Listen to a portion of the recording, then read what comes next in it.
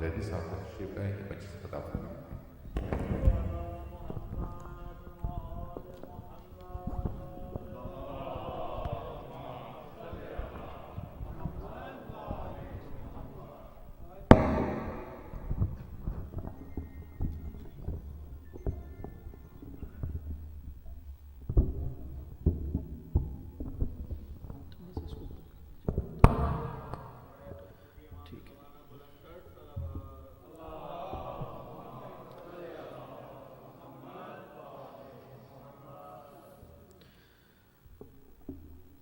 فاتحہ۔ اعوذ باللہ من الشیطان الرجیم، اللہ رب العالمین الرحمن الرحیم مالک یوم الدین، اهدنا الصراط المستقیم۔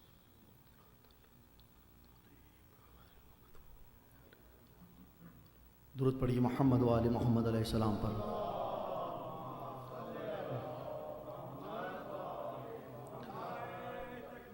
اللہ اکبر، یا رسول اللہ، یا علی۔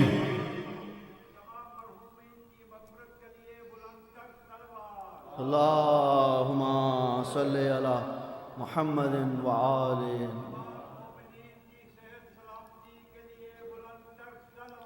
اللہم صلی علی محمد وآل محمد وعجل فرجہم۔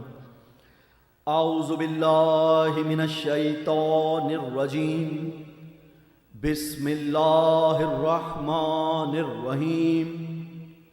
الحمد للہ الذی ہدانا لہذا وما کنا لنہتدی لولا ان ہدانا اللہ، لقد جاءت رسل ربنا بالحق، والصلاة والسلام علی رسول الثقلین محبوب رب المشرقین والمغربین جد الحسن والحسین ابی القاسم بن محمد۔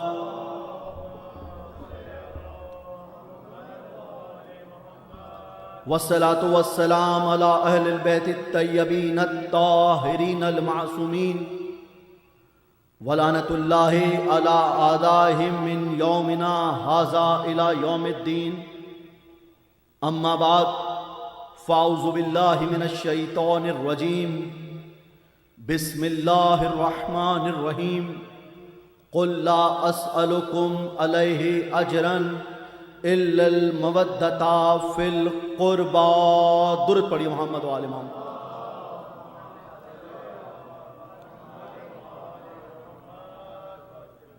سامعین محترم، عزاداران امام حسین علیہ السلام، خدا کا شکر ہے کہ اس نے اتنے بہترین اور بابرکت ذکر کو کرنے اور سننے کے لیے ہمیں منتخب کیا، اور یہ ذکر ادارہ جعفریہ یا کسی بھی امام بارگاہ میں مجالس اعضاء منعقد ہو رہی ہیں، اور ایک مومن دوسرے مومن سے ملاقات کرتا ہے، اور میں نے روایات میں یہ جملے پڑھے کہ جب ایک مومن دوسرے مومن سے ملاقات کرتا ہے، ایک مومن دوسرے مومن کے چہرے کو دیکھتا ہے تو اس کا قلب جو ہے وہ خوش ہوتا ہے، اور اس کے ایمان کو سہارا ملتا ہے۔ اور جب ایک مومن دوسرے مومن کو دیکھ رہا ہے اور وہ مقام اگر مجلس عزا ہو جائے، وہ مقام اگر مجلس عزا ہو جائے تو کس انداز سے ایک مومن دوسرے مومن کی زیارت کر رہا ہے، اس انداز سے سامعین محترم زیارت کر رہا ہے کہ مجلس عزا وسیلہ بنا ہے۔ ہم تو وسیلے کے ماننے والے ہیں بھئی۔ دیکھیے، ہر انسان، آپ اپنے آفس میں جاب کرتے ہیں تو براہ راست سی او تک نہیں پہنچ سکتے۔ آفس میں بھی درجے بنے ہوئے ہیں کہ پہلے ایک لیول پہ جانا ہے، پھر دوسرے لیول پہ جانا ہے۔ میں بہت آسان الفاظ میں گفتگو کر رہا ہوں تاکہ ہمارے جوان، ہمارے بچے بھی اس گفتگو کو سمجھ سکیں. تو معلوم کیا ہوا کہ جب دنیاوی زندگی میں آپ براہ راست اوپر والے تک نہیں پہنچ سکتے جو ظاہری طور پر آفس میں آپ کے اوپر ہوتا ہے، تو یہ کیسے ممکن ہے کہ براہ راست اس تک پہنچ جائیں جس کا نام خدا ہے؟ براہ راست خدا تک نہیں پہنچ سکتے. تو معلوم ہوا کہ خدا تک پہنچنے کا بھی وسیلہ موجود ہے، اور خدا تک پہنچنے کا وسیلہ یہ اہل بیت علیہ الصلوۃ والسلام ہے. صلوات.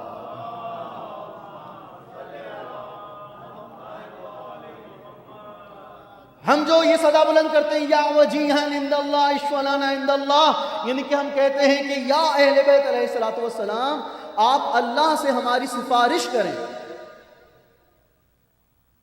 براہ راست ہم اللہ تک نہیں پہنچ سکتے، ہم اہل بیت علیہ السلام کو وسیلہ بناتے ہیں. اور میں کیا گزارش کر رہا ہوں کہ کیا بہترین تذکرہ ہو کہ یہ مجلس جہاں پر انسان مسلمان مومن فرش عزا پر آ جائے. یہ فرش عزا پہ آنے والا حسینی ہو گیا. بھئی دیکھیے میں تو 2 جملے بول رہا ہوں، میں تیسری کوئی بات نہیں کر رہا. جو اس مجلس عزا میں آ گیا وہ حسینی ہو گیا، جو مجلس عزا سے دور ہو گیا وہ یزیدی ہو گیا. یعنی کہ یہ مقصد امام حسین علیہ السلام ہے. اور کل میں نے آپ کے سامنے یہ جملہ ہدیہ کیا، اور آنے والی مجالس میں یہ جملے آپ کے سامنے ہدیہ کر رہے ہیں کہ قُلْ لَا أَسْأَلُكُمْ عَلَيْهِ أَجْرًا إِلَّا الْمَوَدَّةَ فِي الْقُرْبَى کی جو آیہ مبارکہ آپ کے سامنے تفسیر کی صورت میں بیان کی جا رہی ہے، اس میں یہی باتیں آپ کے سامنے کو گزار کرنی ہیں کہ جو بھی مومن جو فرش عزا پر آ رہا ہے وہ خلوص اور مودت کے جذبے کے ساتھ ہے. کل میں نے آپ کے سامنے یہ بیان کیا تھا کہ جب مصلی پر جانا ہے تو خلوص سے جانا ہے، اور خلوص کی منزلیں آپ کے سامنے بیان کی تھی. آج میں نے کہا تھا کہ میں فرش عزا کی جو اہمیت ہے وہ عزاداروں کے سامنے بیان کرتا ہوں، اور میں نے کہا تھا کہ فرش عزا معراج ہے. دیکھیے سامنے محترم، یہ اتنا بہترین اور بابرکت ذکر ہے، یہ ذکر امام حسین علیہ السلام. اگر میں ایک جملے میں یہ تذکرہ کروں کہ جن کے، دیکھیے آپ جس ملک میں رہتے ہیں اور جس انداز سے آپ یہ مجلس عزا سن رہے ہیں، ایک جملہ ہدیہ کر رہا ہوں، مجھے پتہ لگ جائے گا کہ آپ کے اذہان کتنے متوجہ ہیں. توجہ فرمائیے گا کہ جن کے کارنامے دفن ہو جاتے ہیں، جن کے کارنامے دفن ہو جاتے ہیں ان پر تحقیق ہوتی ہے، اور جن کے کارنامے قیامت تک باقی رہتے ہیں ان پہ عزاداری ہوتی ہے. درود پڑھیے محمد اور حیدری.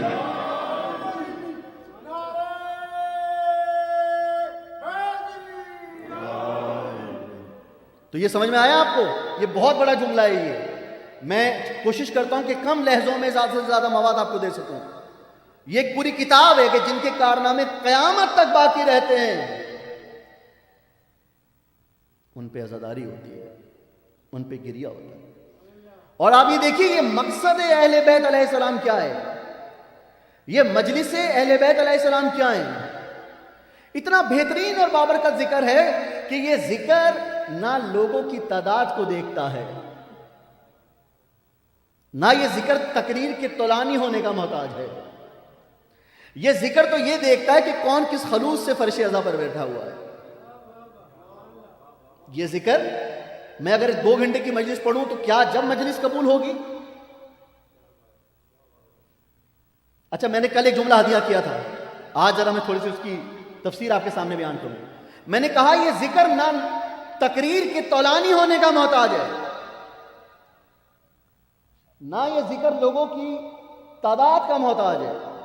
یہ ذکر دیکھتا ہے تو لوگوں کے خلوص دیکھتا ہے کہ کون کس خلوص کی منزل پر، کون کس مودت کی منزل پر فرش عزا پر بیٹھا ہوا ہے. اچھا اب آپ کو بتاؤں، دیکھیے میں نے آپ سے، میں آج دوسری مجلس ہے اور میں اپنی ہر مجلس میں کا آغاز اس جملے سے کرتا ہوں کہ خدا کا شکر ہے کہ اللہ نے اتنے بہترین اور بابرکت ذکر کو کرنے اور سننے کے لیے ہمیں منتخب کیا. میں ہر مجلس میں یہ جملہ بولتا ہوں اور مجلس کا آغاز اس جملے سے کرتا ہوں. پتہ میں کیوں کرتا ہوں؟ اس کی وجہ میں آپ کو بتاؤں. دیکھیے سامنے محترم، عزاداروں پر اللہ تعالیٰ کی بلیسنگز ہیں. اور اگر اردو زبان میں بولوں تو عزاداروں پر اللہ تعالیٰ کی رحمتوں کی برسات ہو رہی ہے. اچھا آپ کہیں کیسے ہو رہی ہے؟ وہ اس انداز سے ہو رہی ہے کہ آیت اللہ حسین بخش اپنی کتاب گلزار خطابت میں لکھتے ہیں کہ نماز کا اپنا ثواب ہے. جو نماز آپ گھر پہ پڑھ رہے ہیں اس کا اپنا ثواب ہے. جو نماز آپ مسجد میں پڑھ رہے ہیں اس کا اپنا ثواب ہے. اچھا آپ دیکھیے گا آپ کہ میں آپ کو کس منزل پہ لے کے جانا چاہ رہا ہوں. اور ایک نقطہ، یہ نقطہ اس سے پہلے میں نے کہیں پیش نہیں کیا. شاید مولا یہی چاہتے تھے کہ ادارے جعفریہ میں پیش کیا جائے. آیت اللہ حسین بخش فرماتے ہیں کہ جہاں پر نمازیوں کی تعداد 10 سے زیادہ ہو جائے باجماعت نماز میں، وہاں پر فرشتے قیامت تک اس نماز کے ثواب کو شمار نہیں کر سکتے. میں کہاں لے کے جانا چاہ رہا ہوں؟ تحقیق پیش کر رہا ہوں. یعنی کہ وہ فرما رہے ہیں کہ میں کتاب کا حوالہ بھی دے رہا ہوں آپ کو، اور یہ اس لیے تھا کہ آپ اگر کسی کو بتائیں تو آپ کے ذہن میں یہ بات ہو. میں بات حوالے سے کرتا ہوں، میں بات سن کے نہیں کرتا، پڑھ کے کرتا ہوں. وہ کہہ رہے ہیں جہاں پر نمازیوں کی تعداد 10 سے زیادہ ہو جائے، فرشتے قیامت تک اس نماز کا ثواب شمار نہیں کر سکتے.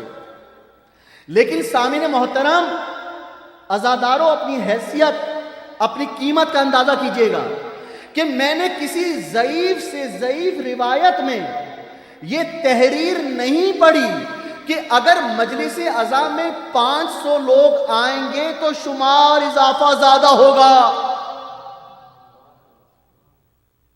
یا اگر مجلس میں 5000 لوگ آئیں گے تو بے شمار اضافہ ہوگا، یا مجلس میں اگر 50 لوگ آئیں گے تو بے شمار اضافہ ہوگا.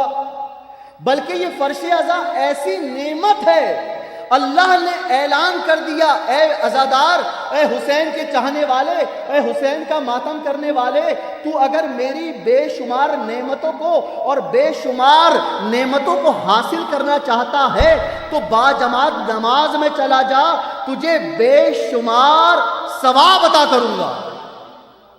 اور اگر تو بے شمار ثواب حاصل کرنا چاہتا ہے تو فرش عزا پر آ جا. بھئی وہاں پر تو 10 کی قید ہے کہ 10 سے زیادہ ہوں گے تو ثواب بے شمار ملے گا. یہاں پر یہ قید نہیں ہے، اگر ایک شخص بھی سچے دل سے فرش عزا پر بیٹھ جائے گا، ثواب اس کے مقدر میں لکھ دیا جائے گا.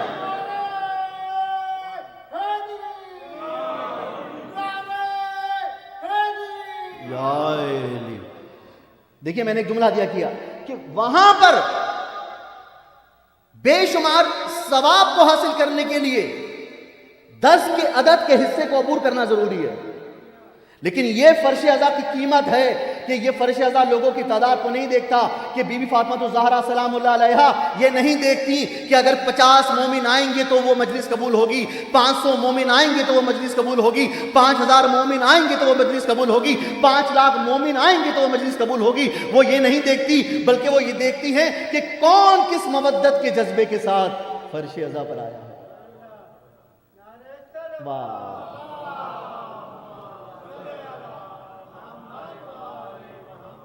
تو ایک جملہ ہدیہ کروں یہاں پر.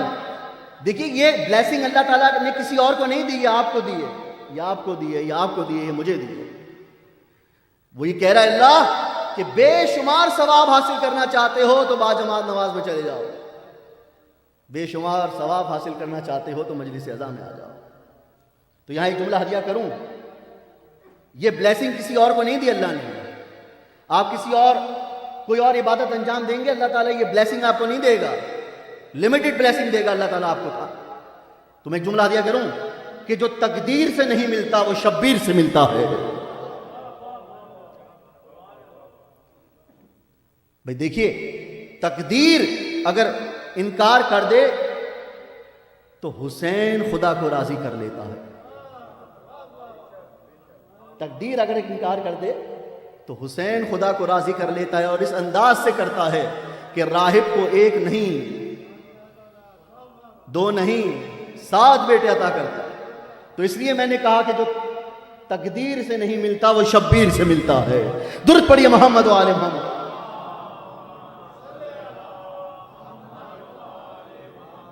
اس سے بہتر درود ہدیہ کرے محمد والے محمد پر.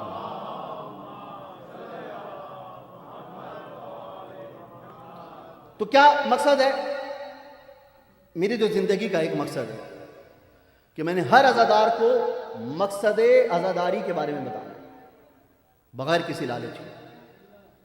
کیونکہ اگر میرے دل میں لالچ آ گیا تو میری زبان میں تاثیر نہیں رہے گی, میرے بیان میں تاثیر نہیں رہے گی. میں نے ہر عزاداروں کو مقصد عزاداری کے بارے میں بتانا ہے. اور آج کا جو یہ بیان ہے جس امام سے منسوب ہے وہ امام رضا علیہ السلام ہے. درود پڑھیے محمد والے محمد.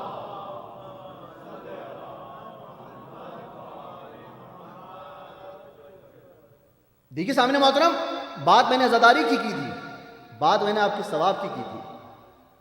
بے شمار ثواب آپ کو مل رہا ہے, ہمیں مل رہا ہے اس عزاداری کی وجہ سے. اور جس امام کے نام سے آج یہ مجلس عزا منسوب ہے ان امام نے بہترین طریقے سے عزاداری کی ہے, گریہ کیا, مجلسیں منعقد کی ہیں, پڑھنے والے کو بلایا ہے. اور ذاکر کو یہ بھی کہا ہے کہ جو حسین ابن علی کا ذکر کر رہا ہے, امام رضا فرما رہے ہیں کہ جو حسین ابن علی کا ذکر کر رہا ہے وہ ہمارا مددگار ہے. کائنات کا مددگار اہل بیت علیہ السلام, اہل بیت کے مددگار جو ذکر حسین کر رہے ہیں, جو مجلس عزا میں آ رہے ہیں. بھئی آپ بھی تو یہ سبحان اللہ کہہ کر, اللہ اکبر کہہ کر, نعرہ لگا کر, درود پڑھ کر, ہاتھ اٹھا کر, واہ واہ کر کے ذکر محمد و آل محمد میں شامل ہو رہے ہیں. یہ آپ کی ایک سبحان اللہ کی آواز, ایک شاعر اگر اہل بیت علیہ السلام کی شان میں کوئی شعر کہتا ہے تو اللہ تعالیٰ اس کے لیے جنت میں گھر بناتا ہے.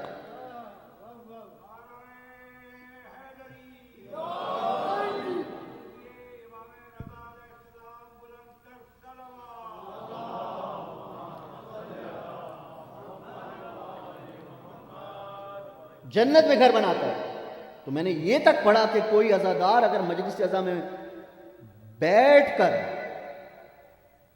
فضائل محمد و آل محمد علیہ السلام پر خوش ہوتا ہے اور ایک مرتبہ سبحان اللہ کہتا ہے, ایک اینٹ جنت میں اس کے نام کی لگ جاتی ہے.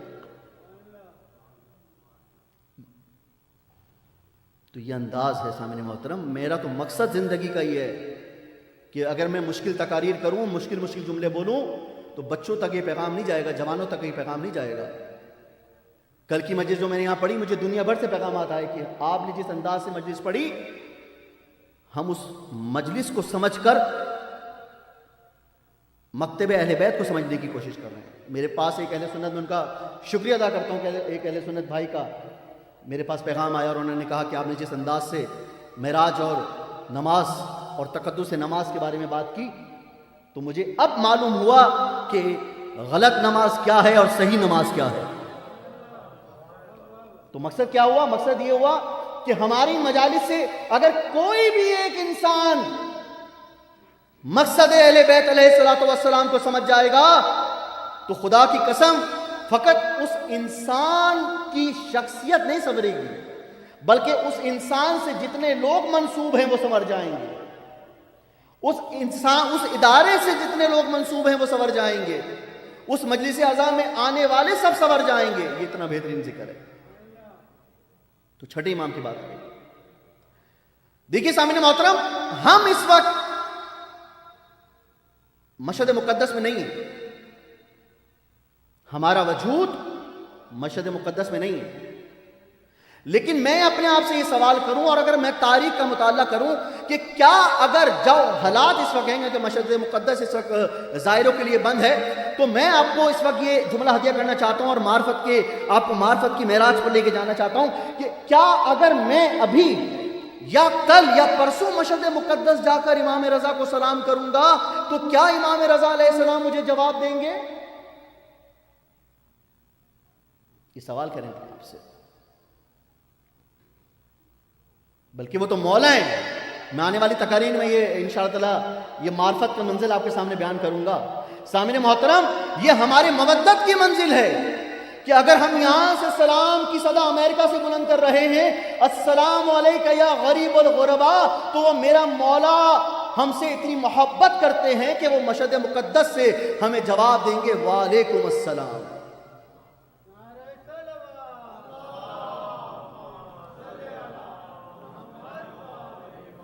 مولا جواب دیں گے. تو آج آپ نے اس مجلس اعزا میں اپنے وجود کو تو یہ تصور کرنا ہے کہ آپ ادار جعفریہ میں بیٹھے ہوئے ہیں، لیکن اپنے ذہن کو، اپنی روح کو لے کر جانا ہے امام رضا کے روضہ مقدس میں. چند لہجوں کی آپ کو زحمت ہے، شاید یہ چند لہجے ہمیں مولا سے قریب کر دیں. اپنے وجود کو آپ نے امام رضا کے پاس لے کر جانا ہے اور یہ صدا بلند کرنی ہے مولا کہ ہم آج آپ کی شب شہادت پہ مشہد مقدس نہیں آ سکے، لیکن مولا ہم یہاں پر بیٹھ کر اپنے باطن کو آپ کی ذریعے مقدس میں تصور کر رہے ہیں اس انداز سے. اور دیکھیے سامنے محترم، یہ وہ امام رضا علیہ السلام ہے کہ امام ضامن کا لقب ہے آپ کا. امام ضامن، آپ جو یہ امام ضامن مانتے ہیں شادیوں میں، سفر پہ، اس کا کیا مطلب ہے؟ یہ امام ضامن جو ہے یہ منسوب ہے امام رضا علیہ السلام سے. اور یہ وہ امام ضامن ہے کہ امام نے اپنے چاہنے والوں کو ضمانت دی ہے کہ میں 3 مقامات پر جو شخص میری زیارت کرے گا، میں 3 مقامات پر اس کی مدد کے لیے آؤں گا. اپنے ذہن کو لے کر چلیں اس وقت آپ مولا کے روضہ مقدس میں. اور مجھے یہ شرف حاصل ہوا کہ میں نے امام رضا علیہ السلام کے روضہ مقدس میں مجلس سے خطاب کیا. جو شخص کربلا میں بھی مجلس پڑھ چکا ہو، جو نجف میں بھی مجلس پڑھ چکا ہو، جو مشہد مقدس میں بھی مجلس پڑھ چکا ہو، جو مدینے میں بھی مجلس پڑھ چکا ہو، اس کی معراج کا کیا معیار ہوگا. تو یہ جملہ میں نے ہدیہ کیا تھا کہ امام جو مولا امام رضا علیہ السلام ہے، امام ضامن ہے. مولا نے آپ کو جو لوگ دنیا میں دیکھ رہے ہیں ان کو یہ ضمانت دی ہے کہ میں اپنے زائروں کو ضمانت دیتا ہوں کہ 3 مقامات ایسے آئیں گے کہ میں رضا حاضر ہوں گا. پہلا مقام کہ جب منکر و نکیر سوال کریں گے، اور وہ منکر و نکیر کے سوال ایسے سوال ہوں گے کہ وہ ہماری پوری موت کے بعد کی زندگی پر منحصر ہوں گے. ہمارے اوپر مشکل ہوگی، لیکن جو مشکل کشا کا ماننے والا ہو اس کے لیے کوئی مشکل نہیں رہتی. اس کے لیے کوئی مشکل نہیں رہتی. تو امام رضا علیہ السلام نے فرمایا کہ میں یہ ضمانت دیتا ہوں، امام ضامن میں یہ ضمانت دیتا ہوں کہ میرا کوئی چاہنے والا اگر میرے روضہ مقدس کی زیارت کرے گا، جب منکر و نکیر سوال کریں گے میں رضا اس کی مدد کے لیے موجود ہوں گا. یہ پہلی منزل ہے. دوسری منزل کہ جب نامہ اعمال تقسیم کیا جا رہا ہوگا، جب نامہ اعمال تقسیم کیا جا رہا ہوگا اس وقت انسان بہت پریشان ہوگا. جس کے الٹے ہاتھ میں نامہ اعمال دیا جا رہا ہوگا وہ جانے والا جانے، لیکن جس کے سیدھے ہاتھ میں نامہ اعمال دیا جا رہا ہوگا وہ جنتی ہوگا. تو امام رضا علیہ السلام کیا ارشاد فرما رہے ہیں؟ امام فرما رہے ہیں اپنے چاہنے والوں سے یہ ارشاد فرما رہے ہیں کہ میں ضمانت دیتا ہوں کہ جو میرا زائر ہوگا میں نامہ اعمال تقسیم ہوتے وقت اس کی مدد کے لیے پہنچوں گا. یعنی کہ اس کے سیدھے ہاتھ پہ نامہ اعمال جب دیا جائے گا میں رضا اس وقت موجود ہوں گا. اور مولا یہاں رکے نہیں، مولا نے یہ ارشاد فرمایا کہ جب انسان پل صراط سے گزر رہا ہوگا، بھئی وہ پل صراط جو تلوار سے زیادہ تیز، جو دھاگے سے زیادہ باریک، جس پہ سے لوگ گر رہے ہوں گے. اور اگر میں یہ جملہ ہدیہ کروں کہ پل صراط وہی پار کرے گا کہ جس کے دل میں علی ابن ابی طالب کی ولایت ہوگی.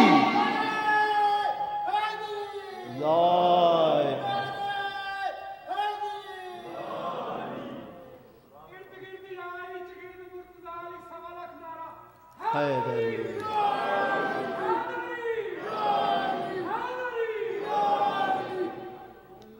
سمجھ میں آیا آپ کو؟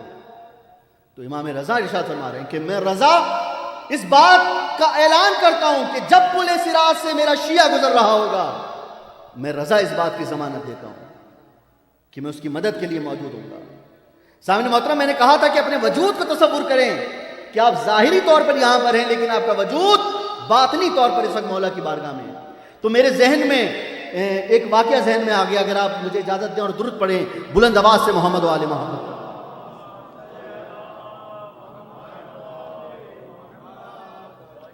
اچھا، کوئی سوال کر سکتا ہے نا مجھ سے کہ آپ یہ کیسے کہہ رہے ہیں کہ ہم ظاہری طور پر یہاں پر ہیں، ہمارا باطن، ہمارا وجود مولا کی بارگاہ میں ہو؟ تو مجھے جنگ صفین کا ایک واقعہ یاد آ گیا کہ جنگ صفین میں مولا علی کے پاس ایک شخص آیا اور جنگ صفین کے بعد آیا اور آ کے کہنے لگا مولا کہ میں آپ سے معافی مانگتا ہوں. مولا نے کہا کیوں مجھ سے معافی مانگتے ہو؟ کہا مولا میں آپ سے معافی اس لیے مانگتا ہوں کہ میں جنگ صفین میں آپ کے ساتھ شامل نہیں ہو سکا. اور ساتھ میں اس نے ریزن بھی بتایا. اس نے کہا مولا میں اس لیے حاضر نہیں ہو سکا کیونکہ میرا بھائی بیمار تھا، مجھے معاف کیجیے گا مولا، میں جنگی صفین میں آپ کے ساتھ نہیں تھا. جب مولا نے یہ بات سنی تو مسکرائے اور مسکرا کر بولا، مولا نے جواب دیا، مولا نے کہا تو یہ بتا کہ کیا تو مجھ سے محبت کرتا ہے؟ کیا تو مجھ سے محبت کرتا ہے؟ اس شخص نے کہا مولا میں آپ سے محبت کرتا ہوں. تو مولا نے دوسرا سوال کیا.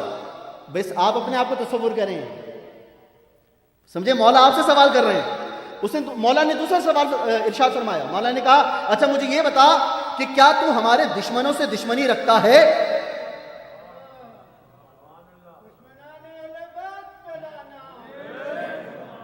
اس نے کہا مولا میں آپ کے دشمنوں سے دشمنی رکھتا ہوں. تو مولا نے فرمایا بس اگر ہمارا کوئی چاہنے والا ہم سے محبت کرتا ہے اور ہمارے دشمنوں سے دشمنی رکھتا ہے تو وہ تصور کرے کہ وہ صفین کی جنگ میں ہمارے ساتھ موجود تھا.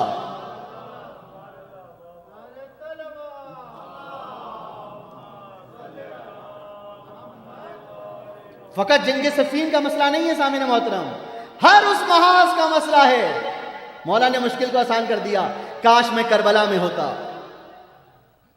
کاش میں مولا کے ساتھ ہوتا، کاش میں جنگ صفین میں ہوتا. مولا کہہ رہے ہیں کہ اگر تمہارا وجود وہاں پر نہیں تھا، لیکن اگر تم ہم سے محبت اور مودت رکھتے ہو اور ہمارے دشمنوں سے دشمنی کا اعلان کرتے ہو تو تمہیں پریشان ہونے کی ضرورت نہیں ہے. تم علی کے ساتھ بھی تھے، تم حسین کے ساتھ بھی تھے، تم رضا کے ساتھ بھی تھے.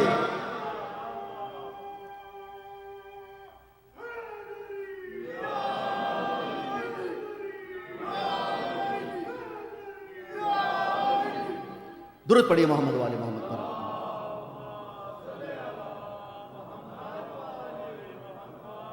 یہ معراج کی منزل ہے سامنے محترم. اب آپ کو سمجھ میں آ رہا ہے کہ میں نے آپ سے کیوں کہا تھا کہ ایک عزادار بھی اگر خلوص نیت سے فرش عزا پر آ جائے تو معراج کی کس منزل پر پہنچ جائے گا. تو یہ اس انداز سے امام رضا علیہ السلام کا مقام ہے کہ شیخ صدوق سے روایت ہے. کتابوں کے حوالے دینا جانتا ہوں تاکہ کسی کے ذہن میں کوئی بہم نہ رہے. شیخ صدوق سے روایت ہے کہ چھٹے امام نے ارشاد فرمایا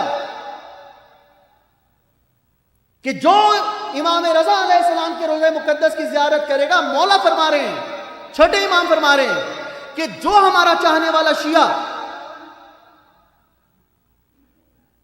امام رضا علیہ السلام کے روضہ مقدس کی زیارت کرے گا، میں جعفر صادق اس بات کا اعلان کرتا ہوں میں اس مومن کا ہاتھ پکڑ کر جنت میں داخل کر دوں گا.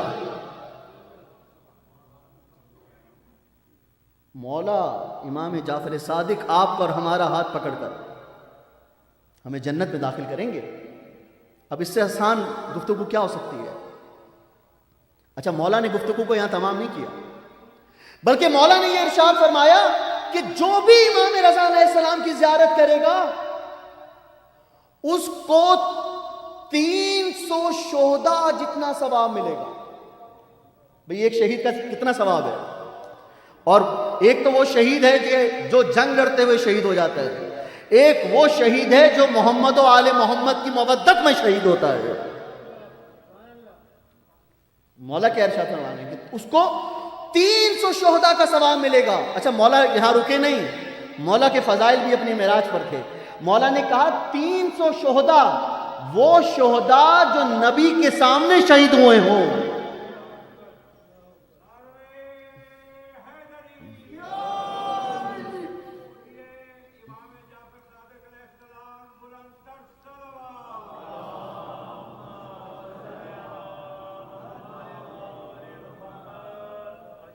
تین سو شہداء مولا ارشاد فرما رہے ہیں, شیخ سدود سے روایت, جو رسول خدا کے سامنے شہید ہوئے ہوں. رسول خدا کے سامنے شہید ہونا اور ہے, اور رسول کی آواز پر لبیک کہنے کے بجائے پہاڑوں پہ چڑھ جانا اور ہے. تو یہ انداز ہے. اچھا اور میں ذرا روایت کو آگے بیان کرتا ہوں. آپ معراج کی منزل پر ہیں, میں آپ کے چہروں کو دیکھ رہا ہوں, اور اس معراج کی منزل پہ مجھے مولا کا یہ بیان ہے کہ جب مومنین معراج پر ہوں تو بیان کو روکنا نہیں چاہیے. تو یہ رسول خدا, بہار الانوار کی روایت سنیے, رسول خدا صلی اللہ علیہ وآلہ وسلم نے ارشاد فرمایا, درود پڑھیے محمد وآل محمد,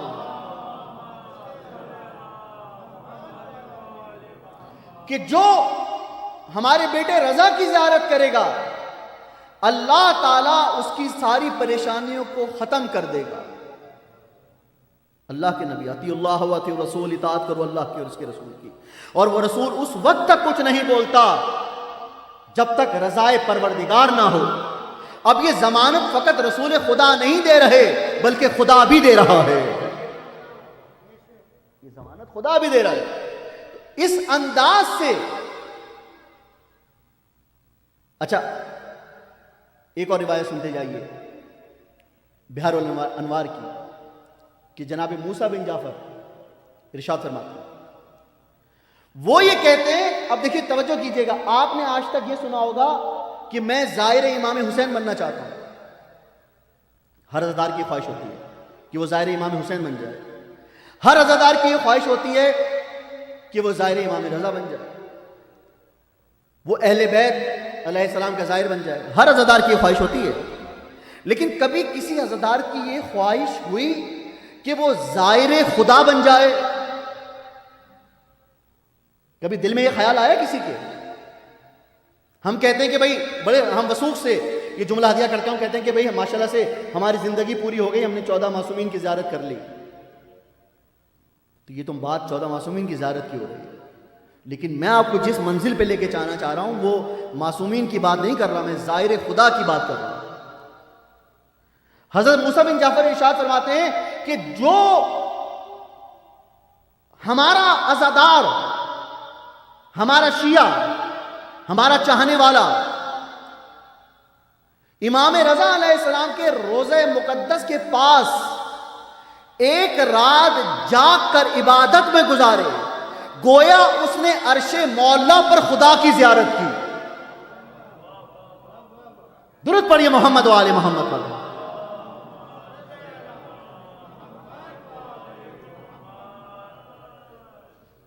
اب آپ کو سمجھ میں آیا کہ جب ہم امام رضا علیہ السلام کے زائر بن رہے ہیں تو ہم فقط امام رضا کے زائر نہیں بن رہے, ہم خدا کے بھی زائر بن رہے ہیں. ہم خدا کے ظاہر بن رہے ہیں. سامعین محترم, آپ اپنی حیثیت کو, اپنے وجود کو کسی بھی صورت میں, کسی بھی موقع پر اپنے وجود کو آپ نے ہلکا نہیں سمجھنا, بلکہ آپ جب جس سے بھی بات کریں آپ کا لہجہ حبیب ابن مظاہر کا ہونا چاہیے. آپ کی گفتگو مالک اشتر جیسی ہونی چاہیے. بھی علی کے چاہنے والے ہیں نا, مولا علی کا تذکرہ کرنے والے ہیں. یہ امام حسین علیہ السلام کے نام کی برکت ہے. میرے ذہن میں ایک شعر آ گیا, آپ اجازت دیں.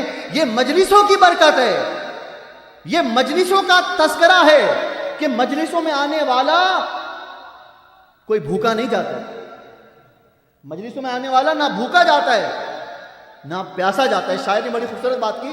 شاعر نے کہا میں نے آپ سے کہا تھا نا ابھی تھوڑی دیر پہلے کہ یہ ذکر آپ کو دنیا میں بھی حیات عطا کرتا ہے، آخرت میں بھی حیات عطا کرتا ہے. تو میں نے کیا جملہ ہدیہ کیا کہ یہ ذکر اتنا بہترین اور بابرکت ذکر ہے کہ جو مجلس میں آ رہا ہے وہ آتا بھوکا ہے، جاتا پیٹ بھر کر ہے. پورے دنیا میں معیشت تباہ ہو گئی، لیکن اگر معیشت کو سہارا دیا تو مجلس حسین نے. میں ایک جملہ اور ہدیہ کروں کہ کل مباہلہ کے میدان میں امام حسین علیہ السلام نبی کی انگلی پکڑ کر اسلام کو سہارا دے رہے تھے، آج کی یہ مجلسیں معیشت کو سہارا دے رہی ہیں. اس لیے شاعر نے بڑی خوبصورت بات کی، میں اپنے موضوع سے نہیں ہٹا، میں مودہ سمجھانا چاہ رہا ہوں. شاعر نے بڑی خوبصورت بات کی. شاعر نے کہا، توجہ رکھیے گا، شاعر نے کہا دنیا اور آخرت میں جو رہتے ہیں چین سے. بس فقط دنیا کی بات نہیں ہو رہی، آخرت بھی شامل کر دی. کیا کہا؟ دنیا اور آخرت میں جو رہتے ہیں چین سے. دنیا اور آخرت میں جو رہتے ہیں چین سے، کھانا حسن سے ملتا ہے، پانی حسین سے.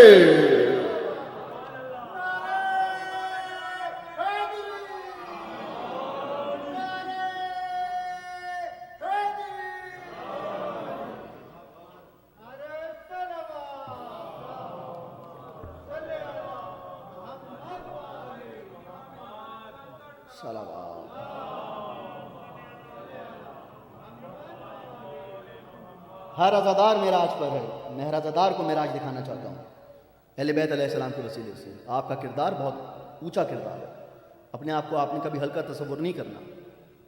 یہ آپ کا کردار ہے، یہ آپ کا آپ کا آپ کا آپ کا آپ کا آپ کا یہ ہمارا ایک کردار ہے. تو اب آپ کو سمجھ میں آیا کہ کس انداز سے امام رضا علیہ السلام کا معجزہ ہے یہ کہ آپ کا نام علی، لقب رضا. آپ کا نام علی، لقب رضا. بھئی دیکھیے، ہم جو اپنے بچوں کے نام رکھتے ہیں نا، وہ نام کی تاثیر، نام کی صفت دیکھ کے رکھتے ہیں. کہ اگر ہم اپنے بچے کے نام رکھتے ہیں کہ بچے کا نام علی رکھ دو، بلند ہو جائے گا. حسن رکھ دو، حسین ہو جائے گا. ہم اپنے بچے کے نام رکھتے ہیں نام کی تاثیر دیکھ کر. لیکن سامنے محترم، اللہ جب اپنے امام کے نام کو رکھتا ہے وہ نام کی تاثیر کو نہیں دیکھتا، امام کی تاثیر کو دیکھتا ہے. وہ امام کی تاثیر کو دیکھتا ہے. اب اللہ جس کا نام علی رکھتا ہے، وہ دیکھیے امام علی رضا علیہ السلام سمجھانے کی کوشش کر رہا ہوں کہ اللہ جس کا نام علی رکھتا ہے وہ دنیا میں آنے کے بعد علی نہیں ہوتا. اللہ جس کا نام علی رکھتا ہے وہ دنیا میں آنے کے بعد علی نہیں ہوتا، بلکہ اگر وہ شکم مادر میں ہو تو علی ہے، وہ اگر آغوش رسالت میں ہو تو علی ہے، ماں اگر اس کو جھولے میں لٹا دے تو علی ہے، وہ اگر مہر رسول پہ سوار ہو جائے تو علی ہے، وہ اگر بستر رسول پر سو جائے تو علی ہے، وہ اگر ممبر پر سلونی کی صدا بلند کرے تو علی ہے، وہ اگر ممبر پر ہو تو علی ہے، وہ اگر مسجد میں ہو تو علی ہے، وہ اگر بات کرے تو علی ہے، وہ اگر گفتار کرے تو علی ہے، وہ اگر کلام کرے تو علی ہے، وہ اگر وار کرے تو علی ہے، وہ نماز میں اللہ اکبر کی صدا کو بلند کرے تو علی ہے، وہ گھر میں اپنی زوجہ کا ہاتھ بٹائے تو علی ہے، اور اگر وہ غدیر میں نبی کے ہاتھوں پہ بلند ہو جائے تو علی ہے. حیدری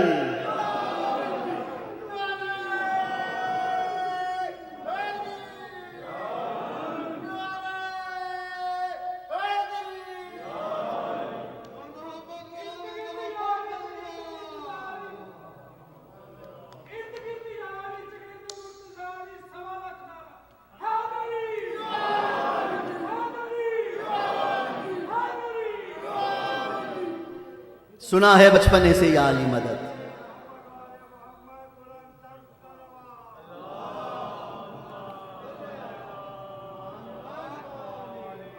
اچھا، میں ادارے جعفریہ کے مومنین سے گزارش کروں گا کہ اس شعر میں میرا ساتھ دیجیے گا. آپ جس مودت کے جذبے پر، جس معراج پر سن رہے ہیں، علی کا نام آتے ہی آپ کے چہروں پہ مسکراہٹ آ گئی. تو ہم تو علی کے ماننے والے ہیں، اور بات اگر قبر کی آتی ہے، اور بات اگر تسکین کی آتی ہے، بات اگر موت کی آتی ہے، تو سنا ہے بچپنے سے یا علی مدد. آپ نے یا علی مدد میرے ساتھ بولنا ہے. سنا ہے بچپنے سے، پلایا ہے ماں نے دودھ میں، پلایا ہے ماں نے دودھ میں. اور محسن وہ میری لحد میں منظر عجیب تھا جب میں نے علی سے خود کہا.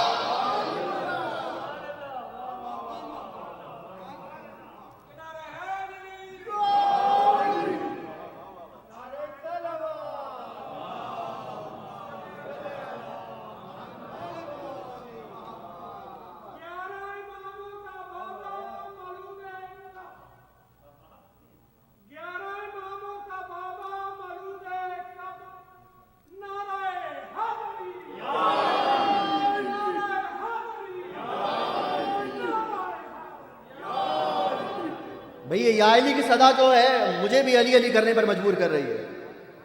اور مولا رسول خدا کا ارشاد ہے نا کہ اپنی مجلس کو زینت دو علی کے نام سے، ذکر علی سے اپنی مجلسوں کو زینت دو. تو یہ جو علی علی آپ کر رہے ہیں، خدا کی قسم یہ آپ کا کمال بعد میں ہے، آپ کی ماں کا کمال پہلے ہے. کہ جس نے آپ کو جو شیر پلایا ہے، وہ شیر بھی یا علی مدد پڑھ کر پلایا ہے، یا علی مدد پڑھ کر پلایا ہے. تو اس انداز سے امام رضا علیہ السلام، میں نے کیا جملہ دیا کہ جو علی ہوتا ہے وہ دنیا میں آنے کے بعد علی نہیں بنتا، وہ شکم مادر میں بھی ہو تو علی ہے، وہ آغوش رسالت میں بھی سوار ہو جائے تو علی ہے. تو اچھا لقب رضا، لقب رضا. اچھا رضا کون؟ رضا وہ جو اللہ سے راضی ہو. بھئی میں نے بہت بڑا جملہ ہدیہ کر دیا، اب میرے ذہن میں مناجات مولا علی آ گئی. مولا علی نے کیا مناجات کی تھی؟ مولا علی نے یہ مناجات کی تھی نا کہ یا الہی میرے لیے عزت کے لیے یہی کافی ہے کہ میں تیرا بندہ ہوں، اور میرے فخر کے لیے یہی کافی ہے کہ تو میرا پروردگار ہے. یا الہی تو ویسا ہی ہے جیسا میں چاہتا ہوں، یا الہی تو مجھے بالکل ویسا بنا دے جیسا تو چاہتا ہے. تو یہ مناجات مولا علی ہے نا. تو لقب رضا کیوں بنا؟ بھئی دیکھیے رضا وہ جو اللہ سے راضی، اور اللہ جس سے راضی، جو اللہ سے راضی اور اللہ جس سے راضی. تو اب جملہ ہدیہ کر رہا ہوں کہ اگر اللہ کی خوشنودی کو حاصل کرنا چاہتے ہو تو پہلے امام رضا کی خوشنودی کو حاصل کرنا ہوگا. پہلے امام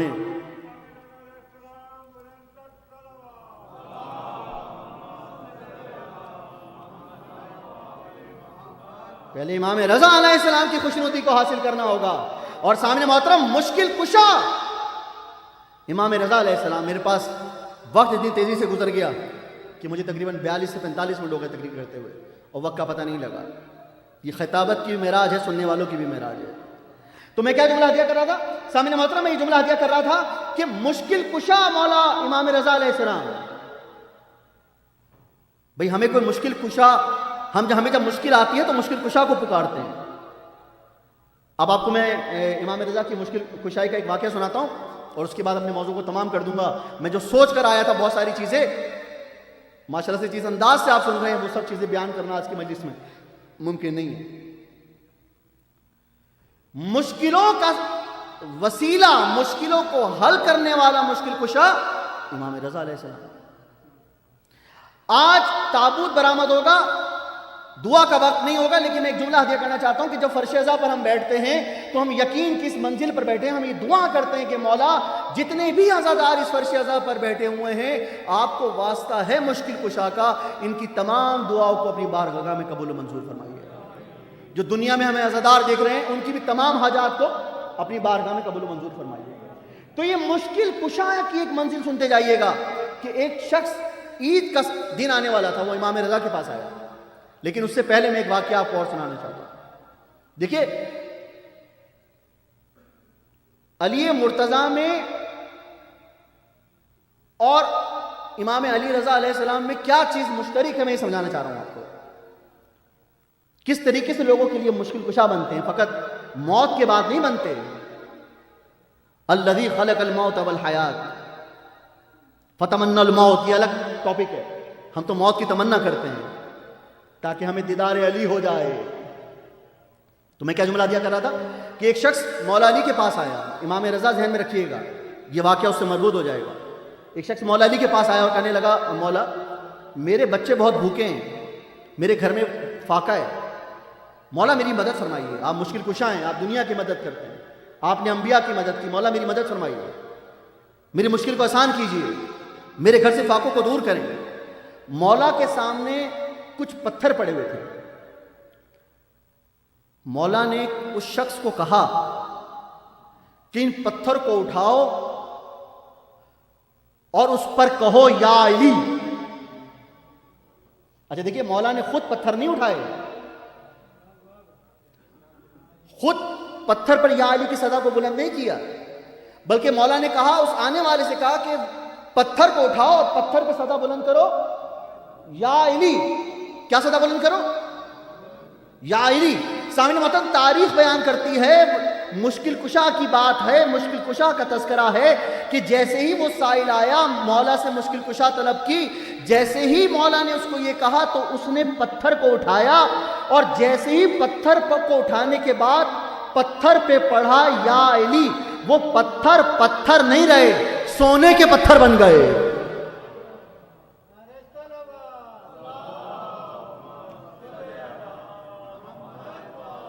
وہ سونے کے پتھروں میں تبدیل ہو گئے. سامنے محترم اس انداز سے سونے کے پتھر میں تبدیل ہوئے. اگر ہم جیسا کوئی ہوتا وہ سارے پتھروں کو لے کر اپنے ساتھ چلا جاتا، لیکن معرفت کی منزل تھی کہ آنے والے نے فقط ایک چھوٹا سا ٹکڑا سونے کے پتھر کا لیا اور جانے لگا، اور پورے پتھر کو وہیں چھوڑ دیا علی کے دروازے پر. اور کہتا ہے کہ جب جیسی وہ جانے لگا نا تو مولا نے آواز دی.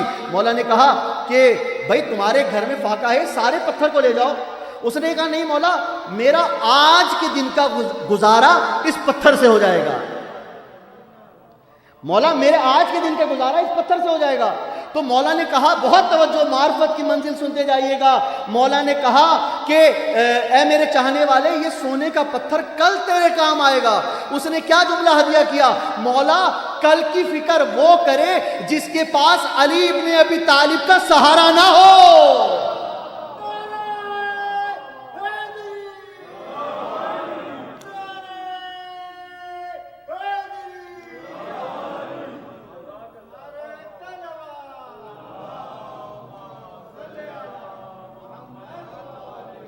اس لیے ہمیں کل کی فکر نہیں ہے، ہمیں اپنی آج کی، ابھی کی فکر ہے. ہم کل کی فکر وہ کریں جس کے پاس علی کا سہارا نہ ہو، جس کے پاس حسین کا سہارا نہ ہو، جس کے پاس اہل بیت کا سہارا نہ ہو. تو وہ شخص امام رضا کے پاس آیا اور کہا مولا عید آنے والی ہے، میری مدد فرمائیں. تو مولا نے کہا، مولا کے پاس مٹی پڑی ہوئی تھی. آپ سنتے نا کہ مٹی سونا بن گئی. آئے میں آپ کو سناتا ہوں امام رضا کا واقعہ. مولا کے سامنے مٹی پڑی ہوئی تھی، خاک پڑی ہوئی تھی. مولا کا ظاہر آیا، کہا مولا عید آنے والی ہے، بچے بہت پریشان ہیں اور عید کی خریداری کا انتظام نہیں ہے، آپ مشکل کشا ہیں، مولا مدد فرمائیے. تو مولا نے تاریخ کا جملہ آپ کو سامنے پڑھ رہا ہوں میں، اور جس طرح پڑھ رہا ہوں اسی طرح آپ کے سامنے بیان کر رہا ہوں. تاریخ میں یہ لکھا ہوا ہے کہ مولا نے خاک میں سے خاک کو اٹھایا. کتنا بڑا جملہ ہے یہ. مولا نے خاک میں سے خاک کو اٹھایا. مولا نے کچھ پڑھا بھی نہیں، فقط اس خاک کو دیکھا، وہ خاک دینار میں تبدیل ہو گئی، چاندی میں تبدیل ہو گئی، نوٹوں میں تبدیل ہو گئی. مولا نے وہ رقم اس کو دی اور کہا یہ جو رقم ہے یہ تیرے لیے، تیرے بچوں کے لیے عیدی ہے.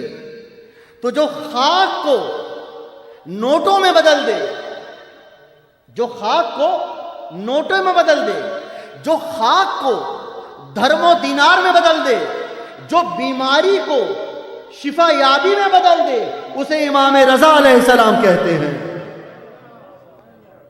اسے امام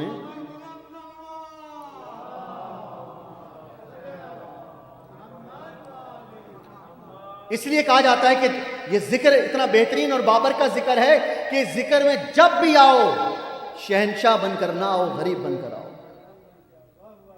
یہ ذکر میں جب بھی آؤ سینہ چوڑا کر کے نہ آؤ، سر جھکا کر آؤ، بے زر بن کر آؤ، ابو ذر بن جاؤ گے۔ تو یہ انداز ہے سامنے محترم، اپنے وجود کو تصور کریں کہ آپ امام رضا کے روضہ مقدس پر موجود ہیں، اور امام رضا علیہ السلام اس انداز سے ہمارے مشکل کشا ہیں کہ کائنات کہ تمام خطبہ ذاکرین ساری زندگی بھی قیامت تک بھی مولا کے فضائل آپ کے سامنے بیان کرتے رہیں، وہ ختم نہیں ہوں گے۔ یہ معرفت کی بات ہے، یہ معرفت کی بات ہے۔ میں نے ہر میں امام رضا علیہ السلام نے جملہ ہدیہ کیا تھا جب میں ایران میں تھا، وہ جملہ یہاں پر نقل کر رہا ہوں کہ ہم جو کہتے ہیں نا کہ ہماری دعا قبول نہیں ہو رہی، ہم جو بات دعا کی کرتے ہیں اور ہم یہ کہتے ہیں کہ ہم دعاؤں سے دور ہوتے جا رہے ہیں، امام رضا ہی کہتے ہیں کہ انبیاء کا ہتھیار اختیار کرو۔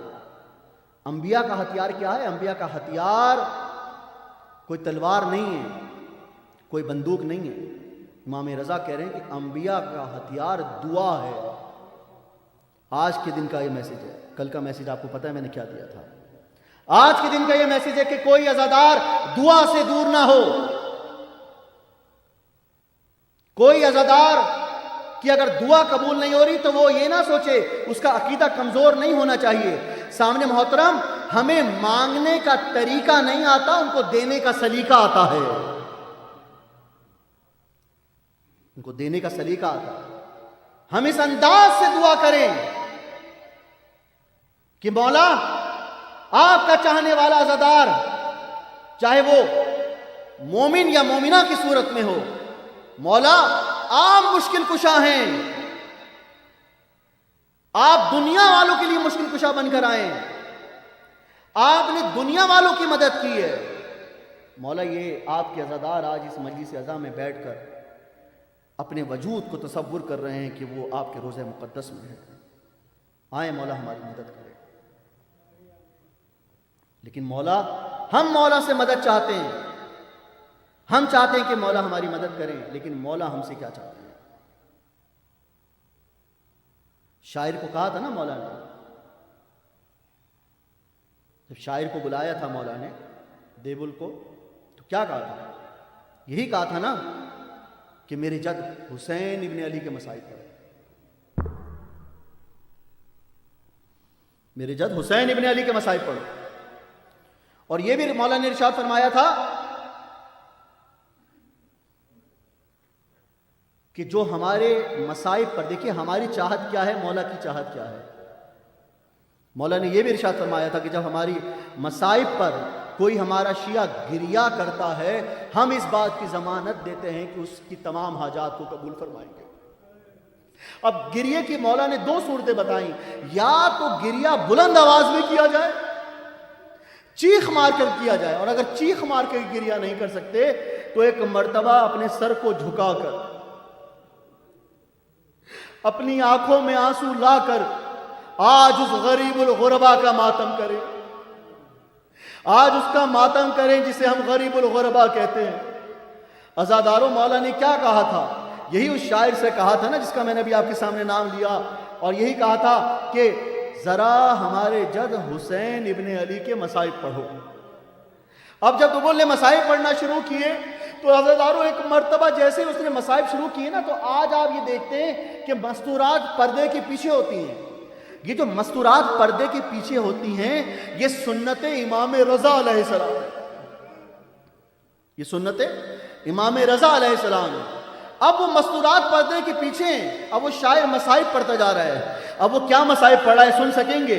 وہ یہ مصائب پڑھ رہا ہے، اے حسین کی ماں فاطمہ، آپ کے سامنے حسین کو شہید کیا گیا، آپ کے سامنے حسین کو شہید کیا گیا، آپ کے سامنے حسین کے بالوں کو نوچا گیا، آپ کے سامنے آپ کی بیٹی کی چادر کو چھینا گیا، آپ کے سامنے عباس کے بازو کو شہید کیا گیا، عزاداروں وہ مولا کا جو شاعر تھا یہ مصائب پڑھ رہا تھا، ایک مرتبہ اس نے یہ شعر پڑھا کہ جیسے ہی بی بی فاطمہ یہ مصائب پڑھتی جاتی ہیں اپنے چہرے کو پیٹتی جاتی ہیں، اپنے چہرے کو پیٹتی جاتی ہیں۔ عزاداروں مولا نے اس کو منع نہیں کیا، مولا نے اس کو منع نہیں کیا، بلکہ مولا نے کہا کہ اے میرے چاہنے والے، میں تیرے جو تو نے شعر لکھے ہیں ان میں کچھ شعروں میں اضافہ کرنا چاہتا ہوں۔ عزاداروں اس نے یہ بات سنی، سے کہا مولا، عزاداروں جب کہتا ہے مولا ذرا آپ کیا اس میں اضافہ فرمائیں گے؟ مولا یہ تو میری شان میں اضافہ ہوگا کہ مولا میرے لکھے گئے شعروں پہ اضافہ فرمائیں گے۔ عزاداروں ایک مرتبہ مولا نے گریے کی صدا کو بلند کیا اور مولا نے کہا ہے میرے چاہنے والے شاعر ذرا اس میں 2 شعر کا اضافہ کر دے کہ فاطمہ کا ایک بیٹا تو اس میں۔ گریے کی صدائیں بلند ہو گئی، مجلس قبول ہو گئی۔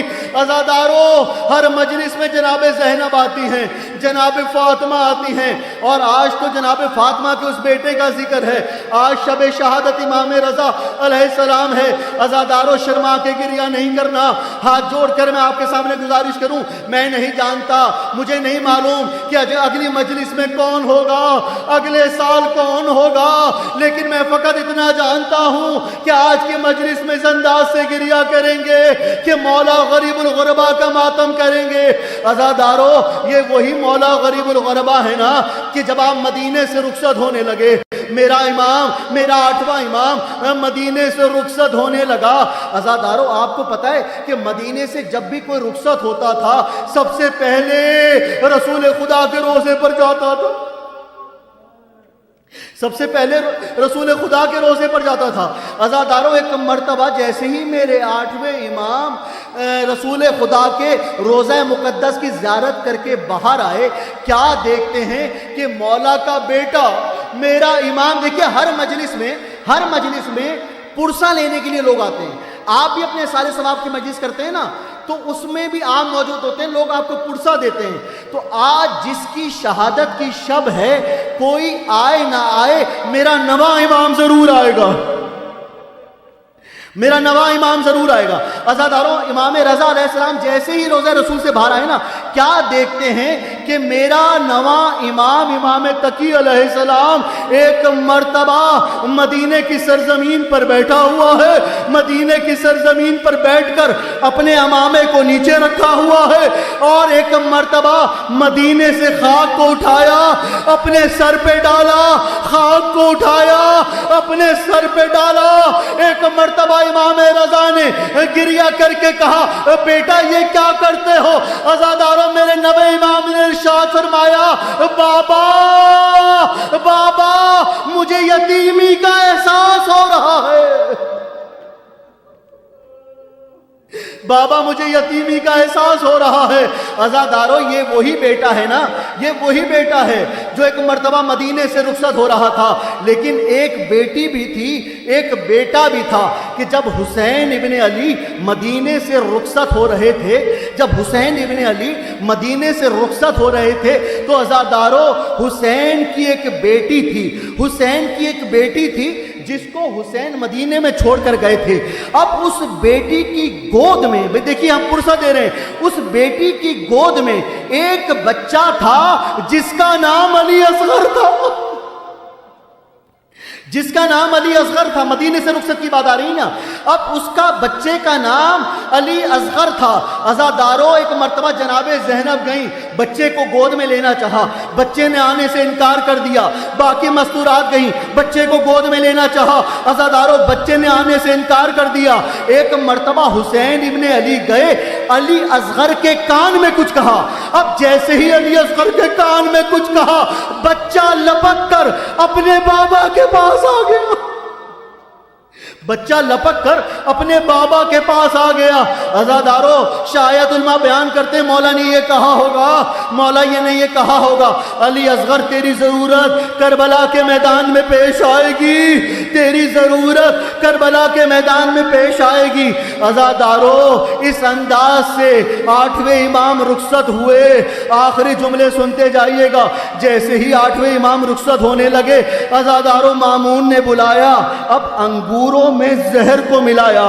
عزادارو جیسے ہی مولا کو پتا تھا کہ ان انگوروں میں زہر ہے، لیکن عزادارو مولا کو پتا تھا نا کہ انگوروں میں زہر ہے، اسی طرح حسین کو بھی پتا تھا کہ جب وہ علی اصغر کو لے کر کربلا کے میدان میں جائیں گے تو علی اصغر کو شہید کر دیا جائے گا۔ وہاں پر مولا حسین کو پتا تھا، یہاں پر امام رضا کو پتا تھا۔ عزادارو ایک مرتبہ آپ نے گریہ کیا، مجلس قبول ہو گئی۔ عزادارو ایک مرتبہ میرے مولا امام رضا علیہ السلام نے وہ انگور جیسے ہی نوش فرمائے، اب مولا کی طبیعت میں گھبراہٹ شروع ہوئی، اب مولا کی طبیعت میں گھبراہٹ شروع ہوئی۔ عزاداروں مولا ایک مرتبہ خیمے کے اندر گئے اور بلائے اپنے چاہنے والوں کو، اور بلا کر کہا اے میرے چاہنے والے، دیکھو میرا آخری وقت آ گیا، ماتم کیجیے گا، دیکھو میرا آخری وقت آ گیا، دیکھو میرا آخری وقت آ گیا، لیکن تم میرے غسل و کفن کا فکر نہ کرنا، ارے میرا بیٹا آئے گا، میرا بیٹا آئے گا، وہ غسل و کفن دے گا۔ عزاداروں وہ چاہنے والا باہر گیا، واپس آ کر کیا دیکھتا ہے کہ مولا کو غسل بھی ہو گیا، مولا کو کفن بھی دے دیا گیا۔ عزاداروں وہ کیا دیکھتا ہے کہ مولا کے برابر میں ایک بچہ بیٹھ کر رو رہا ہے۔ اس نے سوال کیا اے جوان آپ کون ہے؟ عزاداروں ایک مرتبہ میرے نوے امام نے رو کر کہا اے تو نہیں جانتا میں تیرا نوا امام، میں تیرا نوا امام اپنے بابا کو غسل دینے آیا ہوں۔ عزاداروں میں ہاتھ جوڑ کر کہوں اے میرے مولا، اے میرے مولا، ارے آپ نے اپنے بابا کو غسل بھی دیا، آپ نے اپنے بابا کو کفن بھی دیا، لیکن میرا سجاد کو سلام، میرا سجاد کو سلام ہو جس کے سامنے اس کے بابا کے لاشے کو پامال کیا گیا، اس کے بابا کے لاشے کو پامال کیا گیا۔ آخری جملہ ارے میرا سلام سید سجاد پر جس کے سامنے اس کے بابا کے لاشے کو پامال کیا گیا۔